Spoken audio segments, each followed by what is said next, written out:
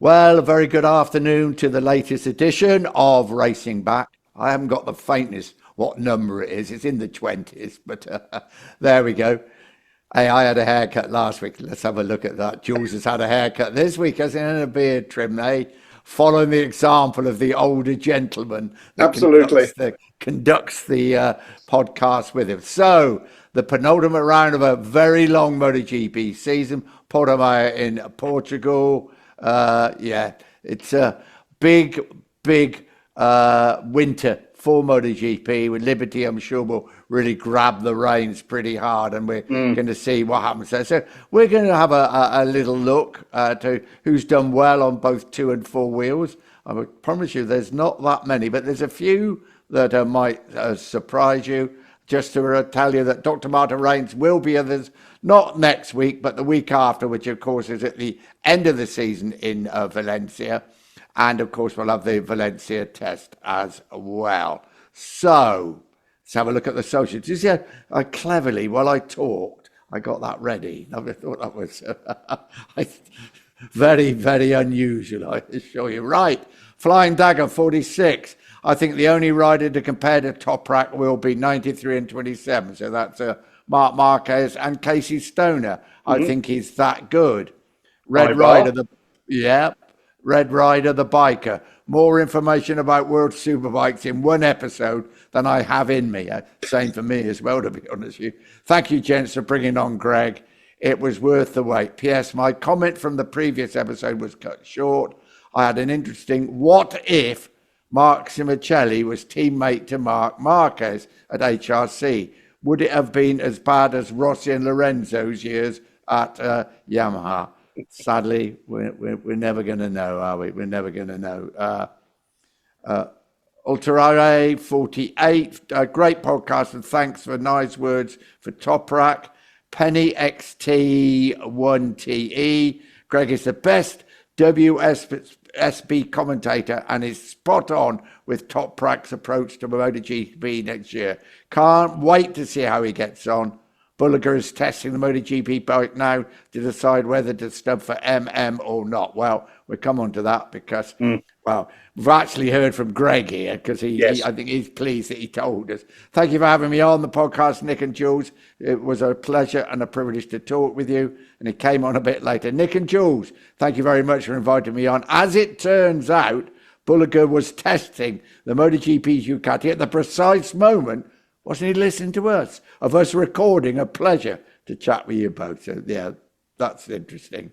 LOYDN61, fantastic pod, chaps, well done. Would you consider a pod dedicated to the much missed Transatlantic trophy races? Oh, Would we just? there's a thought. That is, yes, I think anybody who lived in Great Britain that was devoid of a Grand Prix on the mainland at the time, but it was when, fantastic series. Brands Hatch, Mallory Park, Alton Park. Yep. Easter weekend. Thank you very much. No Easter eggs. Off we go. And it was wonderful. Yeah. And Stuart Johnson's replied, yes, bring it on. We will never see the likes of it ever again, methinks. I think you're absolutely right. Spot on. Lloyd came back again and said, house in days, my friend. Yeah, I think that is absolutely spot on. Transatlantic trophy. And we're going to probably have some guests. I won't say too much until we've asked. Sure. Who actually competed in the Transatlantic trophy. Definitely. Yeah. I think that's thank you to our viewers. That's some interesting feedback there and a really, really good suggestion. Yeah, there's many memories, but first time Freddie Spencer rode there on that silver Yamaha, and absolutely hammered everybody out of sight at Brands Hatch. As Concorde flew over, I can see it like yesterday, and we thought, hello. At a track where all us Brits thought to beat the Brands scratchers, you had to have a few months practice. Nobody could come and beat them the first time. It was a track you had to learn. Wrong. I remember Freddie in the suite there, and they offered him steak and kidney pie. He was like, They eat kidneys? No, I'm not having that. I think it was his first time out of the States. So he did do one Grand Prix, didn't he, in Zolder. Again, just a one-off. Yeah. But then, of course, the rest, as they say on all good programs, is history. Right, Portugal, Portimao. I've never been to Portimao. Have you, Jules? Yes. After I stopped doing Grand Prix commentary, I ended up doing, I think, post-COVID, most of a World Superbike season. Yeah. For Eurosport with Greg. Ah. And the only one we actually went to, as opposed to doing it in the studio, was Portimao. So I have been to a race at Portimao. And it's an interesting bit of a roller coaster, isn't it? Fabulous track. Yeah. But, it's also one where you find yourself holding your breath a fair bit, because there are some bits that don't just seem dangerous, they look dangerous, and you worry a bit. There've been some, but it's a quick racetrack. It provides good racing, and the vast majority of riders seem to like it. Yeah. Let's hope the weather's all right. It's at the Atlantic coast, isn't it? We're in November. Breezy. Fingers crossed. Yeah. Fingers crossed. Right, Bulliger, as you've been telling us for months, will replace Marc Marquez at the final two Grand Prix. And I had a chat with Greg Haynes after our podcast. Like you, Nick, I had a quick phone call with him to Zoom call, whatever you call them nowadays, to thank him. And to ask him to do another one because we messed it up. Beside the point. We won't go into that. I think that was my fault. Don't know about that. He said that he had learnt that Bulliger had been asked to do Malaysia as well, rather than Michele Pirro. But Bulliger did not want to do it without a test. Yeah, fair enough. And who can blame him? So he's had said test. He was riding that Duke, as Greg again told us, while we were recording. It was Perez, wasn't it? I think it was Perez, yeah. And so he will replace Marc Marquez for the final two races. I assume he would have ridden Valencia test anyway, because he will be Ducati's new test rider for next season. He's going to get a taste. Could be nothing but good for all parties, can it? Exactly. So I assume he's going to race Valencia as well, all being well. Two tracks he knows, of course.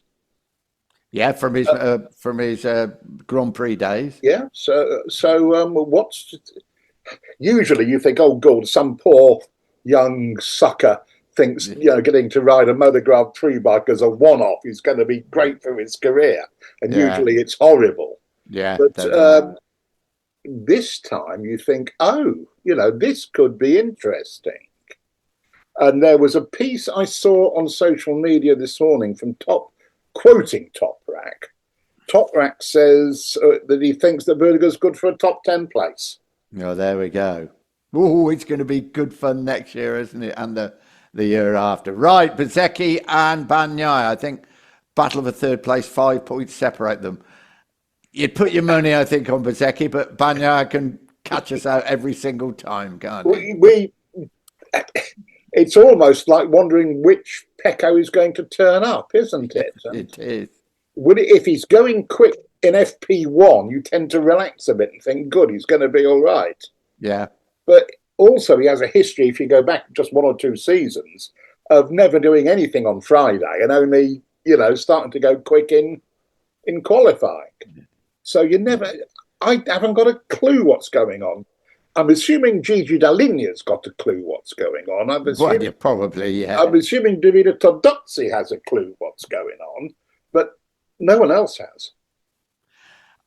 Mikel Oliveira. It's going to be a very emotional after 15 years in Grand Prix racing. He bows out in Portugal anyway. You have Valencia to come at his home country. Yep. History maker for his country, first winner in any Grand Prix class. Yeah. And then he's won in all 3 classes. Yeah, and 5 MotoGP wins. And this is without injury, there would have been more, wouldn't there, without a doubt? With a litany of injuries over the past year or three, which definitely stopped him from, what should we say, doubling that total? Yeah, and certainly been on the podium many more times. Yeah, and he's and then he goes back to 125s, doesn't he? I mean, I yes, double checked. Yeah. And he was the one who nearly stopped Danny Kent from getting the Moto3 title. He certainly did. So we've never thanked him enough for that, have we? That he didn't stop good old Danny winning the title for Great Britain. Yeah, an interesting man, and speaks about 8 languages. Going to be a dentist when he retires. You know, he's not your stereotypical. No, he's not. He's not. Despite having come up through, despite being Portuguese, obviously came up through the Spanish system. And I've always thought of him much in the same way as Pecco Bagnaia, a man, for a technical rider, a man of accuracy and precision, and brain power. Yeah. His win in Austria, when he squared the last corner off, and let Pol Espargaro and Jack Miller go and play in the sandpit and just drove underneath them. And when you saw the replay from way back, he didn't just square the corner off. He more or less got in the sandpit and got the drive. And I think I was commenting with Neil Hodgson, who said to me when the microphones were off, you could see him laughing as he went across the line, going, "You quarter-wits," you know. Well, good luck to him in World Superbike. He's going to need it. Stay clear of injury. I'm sure he'll do well. And just Honda, 4 podiums this season, and 2 more races. Could be some more, couldn't there? Did Luca Marini actually fall off in the last race? His first crash of the year. Yeah, I'm not sure. I'm not going to try and be clever. He made a mistake, tangled another rider and fell off. So we have to call it a crash. But to have got as far as he's got this year on the Honda, and he only crashes with 2 races left.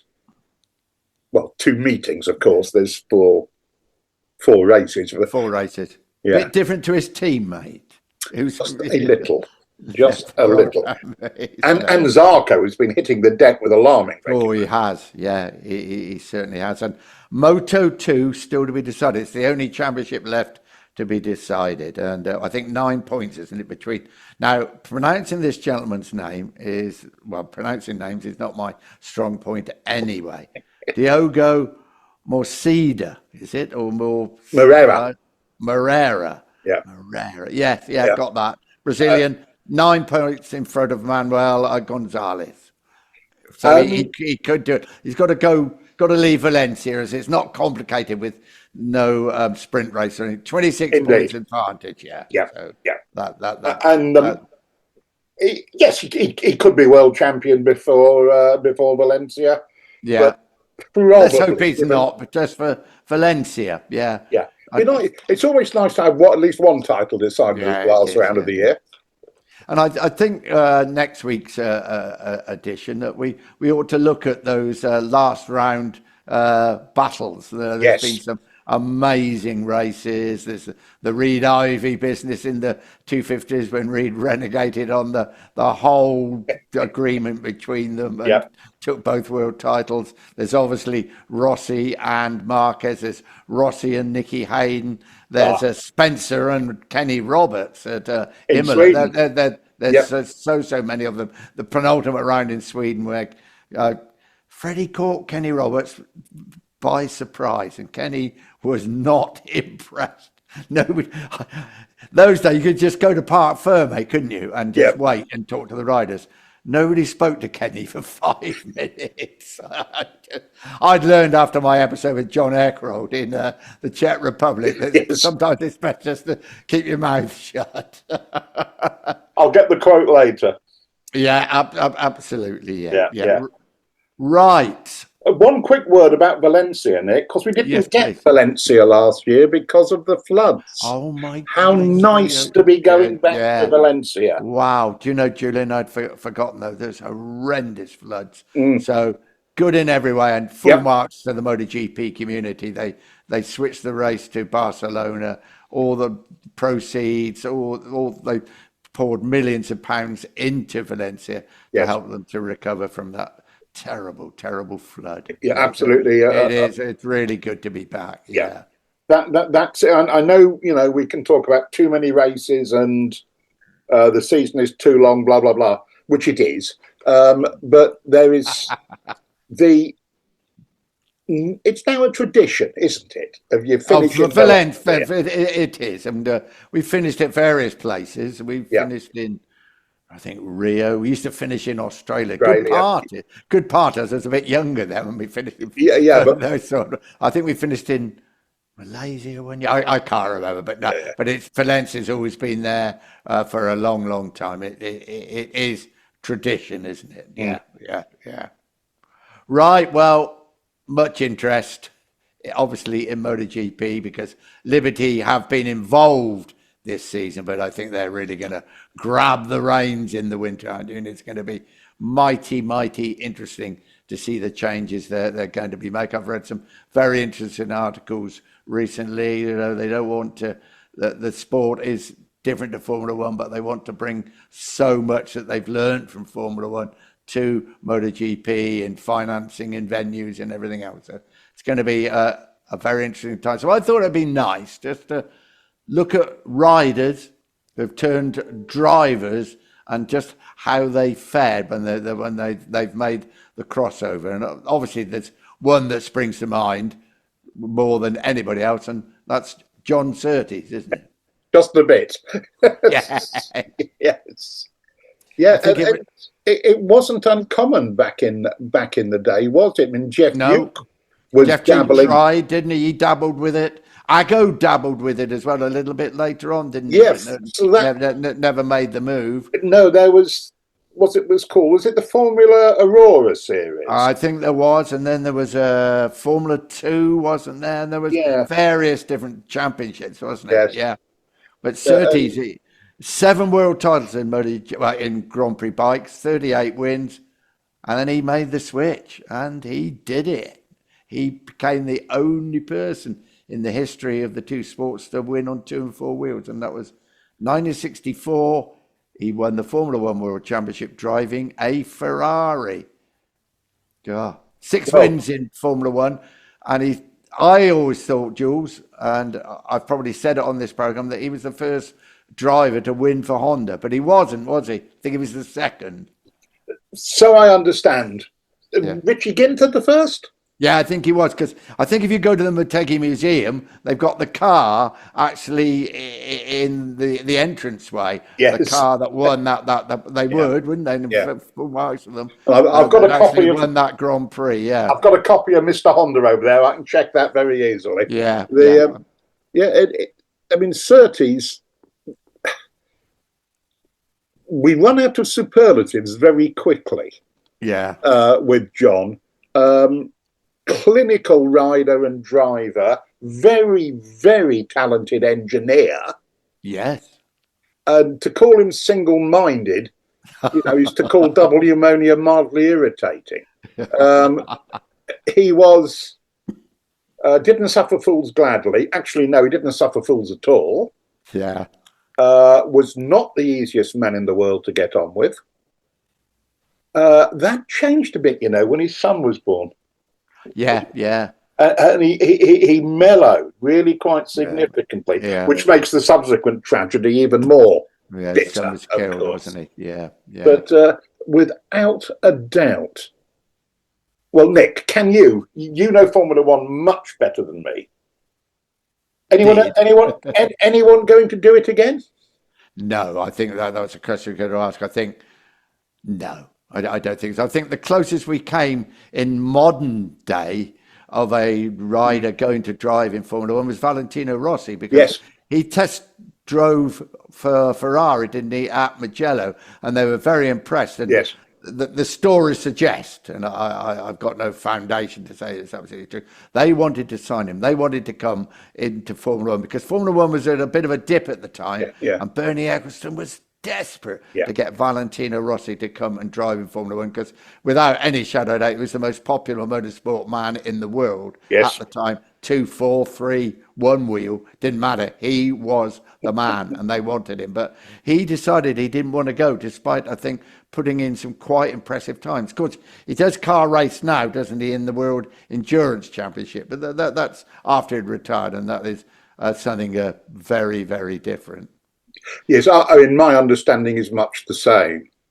And it was, I mean, I think if Valentino hadn't been just fast, if he'd been serious, if he could have seen himself being competitive in a first season, the feeling is he would have signed and gone to Ferrari. But he knew it would be a long haul. Yeah, and he was still winning MotoGP world titles. And of course, there's absolutely no way you could mix the two up now because it's long. We think in MotoGP that it's a long season. Formula One is even. They're still banging on now, aren't they? To to Sao Paulo. Then they're going to Qatar, I think, Gulf or something. Yeah, that's right. So and that anybody under our age might think that was a silly thing to say. But people like Jeff Duke were mixing riding factory Nortons with driving factory Aston Martins in the same season. I think on the same weekend occasionally. I think he did do one race, didn't he? The same weekend. And of course, there was Mike Hayward, 76 Grand Prix wins in motorcycle racing. But he went into Formula One and he had 2 podium finishes. And, was very, very useful indeed. Yes, I think his Formula One record is undervalued, isn't it? People it is. It was his car record, I think. I think was he Formula 2 World European champion or he was obviously capable of doing pretty great things in a car as well. I mean, again, if you read the books and listen to the oldies, Bill Ivey was the one who, when he went car racing, that's right. After his falling out with Yamaha and Reed and his disillusionment with bikes, that he was massively, massively quick, and the fast boys of the day on 4 wheels knew what they were looking at. Yeah, they did. And of course, then he went to Jawa in '69, the year after, to ride that 350 to earn money so he could go car racing. And exactly. How ironic was it? Because in the Saxon ring, in practice, I mean, he lost his life. Didn't he? I mean, it makes you think of Gary Hocking. Possibly, well, an MV world champion. Gave up bike racing because of when his great friend Tom Phillips was killed, wasn't it, in the Isle of Man? Yeah, and ironically ended up losing his life in a car. Yeah, I did in Rhodesia. Somebody else I didn't know, and I think we were talking about this yesterday, you and me, Greg Hansford, brilliant 250 and 350cc rider with Kawasaki. He lost his life at Phillip Island racing a car. So, I honestly did not know that. I didn't. I certainly didn't. Please, Jules, I mean, Hansford he's almost another of those riders who's, the more you look back at what he did, the more you're impressed. Whose history is not forgotten, but maybe undervalued. That's right. But Court Ballington was the Kawasaki king at the time, wasn't it? And I think it rather overshadowed some tremendous rides by Greg Hansford. Just back to Mike Hayward, of course. 73 Kyalami, he pulled Clay Regazzoni out of a flaming car and was rewarded the George Medal. The highest thing, non-military medal you can receive for bravery. And I was talking to Pauline Hayward at Donington, when I think it was Mike Hayward, who was sadly passed away by then, was inducted into the Hall of Fame. She was telling me he came back to the pits and didn't say a word to anybody. Didn't tell them what had happened. It's only when they saw the pictures in the stories they realised what it. I think, as you can tell, he's my absolute hero. And we have to do a program on Mike Howard, I think, at some time. Johnny Cecotto, youngest world champion on two wheels, 1975 350. And he had a very good car racing career, I think, in touring cars, didn't he? A real proper sharp end and some useful single-seater stuff as well. Although I think he had a bad accident and mangled, did some nasty damage to a lower leg or feet or something. Right. And single-seaters became, he couldn't fit in them basically anymore, or couldn't work things in them anymore. And touring cars, where he was seriously successful. Yeah, he was. And what a super motorcycle racer. Just a bit. I only saw him towards the end, but he came and rode a few times in Britain, didn't he? Those big John Player international meetings. But there was some money to be had. Well, that's absolutely right. No Grand Prix at the time. And of course, dear old Barry Sheen. Barry tried touring cars, but I don't think he was that successful in Great Britain. No. But then he went truck racing, didn't he? And was very, very successful. Not quite successful as his teammate, though, in bikes. Steve Parrish, I think, was the European champion, wasn't he, Steve Parrish? I think truck racing. I think Steve Parrish was world champion more than once. And he was, for Mercedes, which you have got to assume, and this is Parrish we're talking about, so it's not an assumption, really, is it? There would have been plenty, a very well decorated check involved. Yeah. He told me the story once. It was the last round of the championship, and the man, and I forget who he was driving against, and they were at Paul Ricard in France, and he put a dead snake that he'd found in the grass in his competitor's helmet while they were on the drivers' parade around the circuit. He put his helmet on and this thing dropped out. Of course, he had no chance at all of winning, and Steve won the race and the championship.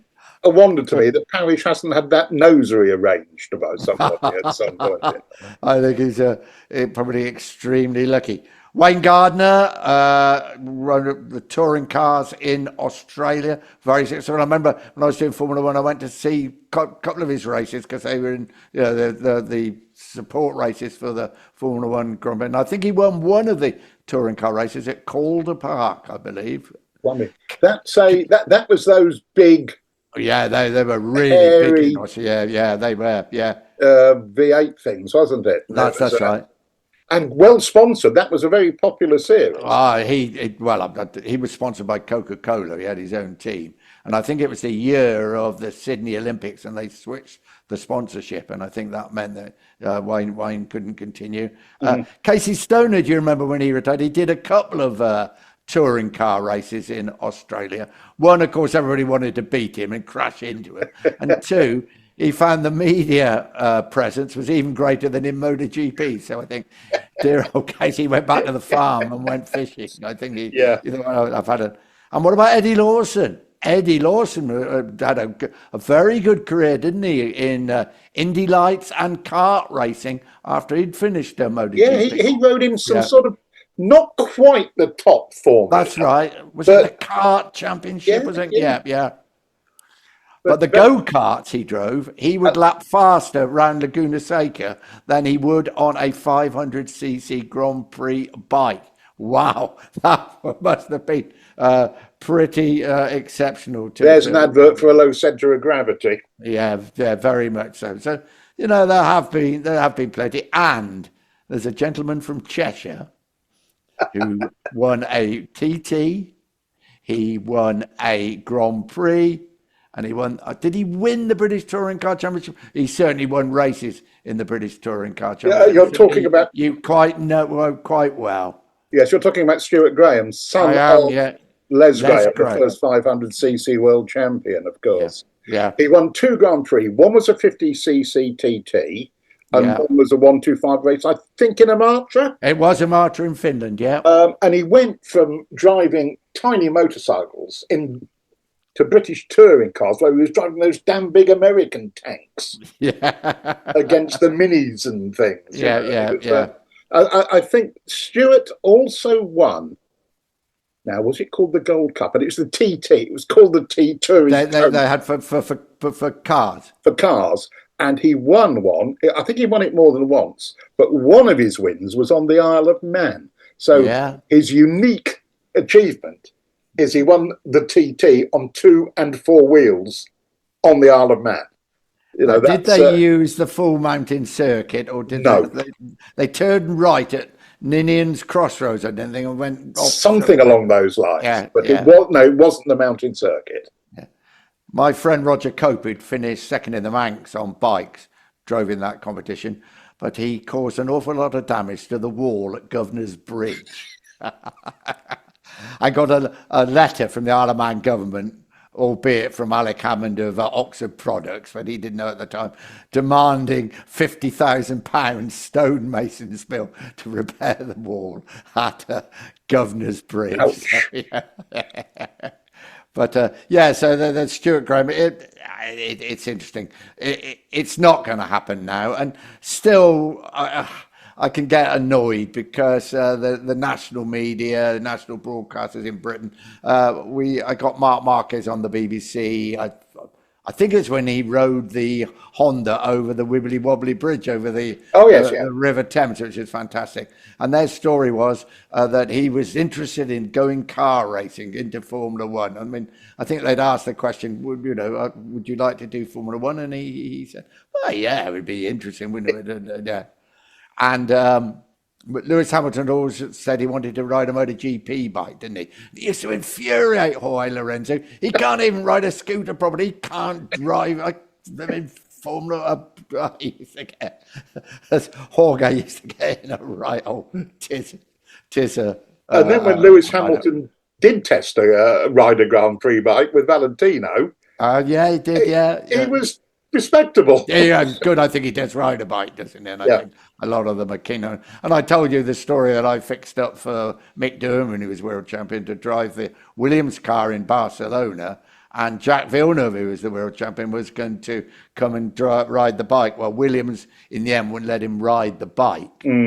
But Mick did drive the car, and he did about £60,000 worth of damage when he crashed into the water. And I had to go and see Sir Frank. Oh dear! Who organised all this? This cost us this. That. I had to tell him it was me, and he was not too pleased. And of course, going the other way, cars to bikes. Michael Schumacher raced the German Superbike after he got Formula One, didn't he? Yeah, he did. Yeah. And competitive. Yeah, very much so. So it's an interesting comparison. No, I don't think as you say, people of our age will think, what did you have? 6-8 Grand Prix in those days, and you could only score so many, so you could miss Grand Prix. You could definitely, I'm not say compete to win at both, but you definitely could compete in both, couldn't you? Which is how the Jeff Dukes and John Surtees of this world introduced themselves to car racing. Yeah, they did. By mixing it up during the same season. It's going to be an interesting winter, and interesting to see what influence Liberty bring to MotoGP, and do we get the Harley racing next year? I'm not sure if it's next year or the year after. Yeah. So I think at the moment Formula One have got 3 Grand Prix in America, haven't they? They have. Yeah. Yes. Whereas, of course, bikes used to. We used to go to Laguna Seca. Oh, what a wonderful place. Indianapolis. And then that year, I think just one year, then Austin came in as well, didn't it? So we had 3 Grand Prix in 1 year in America. Yeah. Oh, just thinking about Laguna Seca, what a fabulous place. And just the race motorcycles, just to go to. I think the limiting factor really was you could only fit one class in the paddock. Yeah. So it was talk about a holiday. People like you and me. Yeah. Of course, we only had the big class. We only had one class. That's right. Yeah. Oh, more of that I used to say. Yes. Please. Let's go down to Monterey and everywhere else. But an amazing circuit, and obviously everybody talks about the corkscrew, and They used to get on at me, Kenny Roberts in particular. You've never seen anything, you Europeans. You wait till you see the corkscrew. Because they used to have a big international race there, I think, during the summer break of Grand Prix racing, didn't they? They'd all go back, obviously, because I'm sure, one, to promote the sport, they could earn money. And the Suzuka 8-hour race was in that holiday period as well. Yeah. And first time we went there, I got to say, I think he was right, Kenny. It was just amazing, just dropping off the face of the earth, wasn't it? So wonderful memories of Laguna Seca as a venue, as a racetrack, as an area in California we all enjoyed going to. And there only used to be one race to report and commentate on as well. Heaven, absolute heaven. Jules. Yes, Nick, it really was. And riding down Highway 1 to Big Sur and out that way, just some of the most glorious scenery you'll see in your lifetime.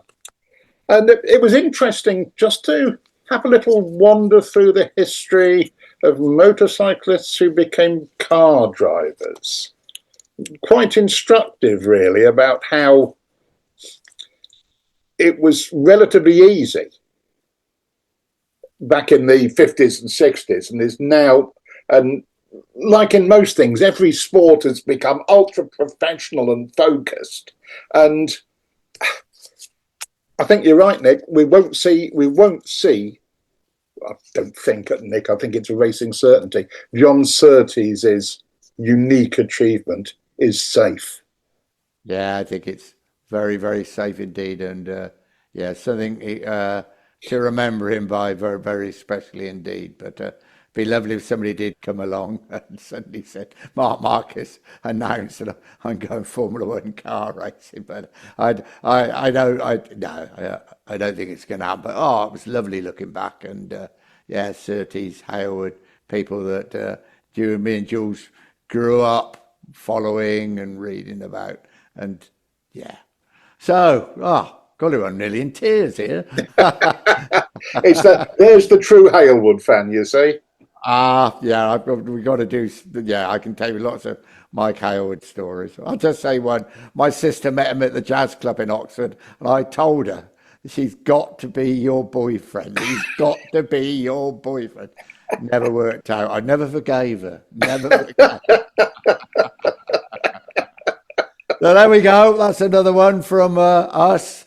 Another racing back. I hope you enjoyed it as much as me and Jules have. I think we really enjoyed today. A few memories and stories about some truly amazing sportsmen. Next week, obviously, we'll have a look at what happened in Portimao, and we will preview the final Grand Prix of the season in Valencia. What a long season it's been. And, of course, the test where there's going to be some new faces on a MotoGP bike. And don't forget, Dr. Martin Rains will be with us in 2 weeks' time. So any questions, any queries you've got with us, just ask us and we'll go from there. But from me and Jules, once again, thanks very much indeed. Thanks for enjoying our memories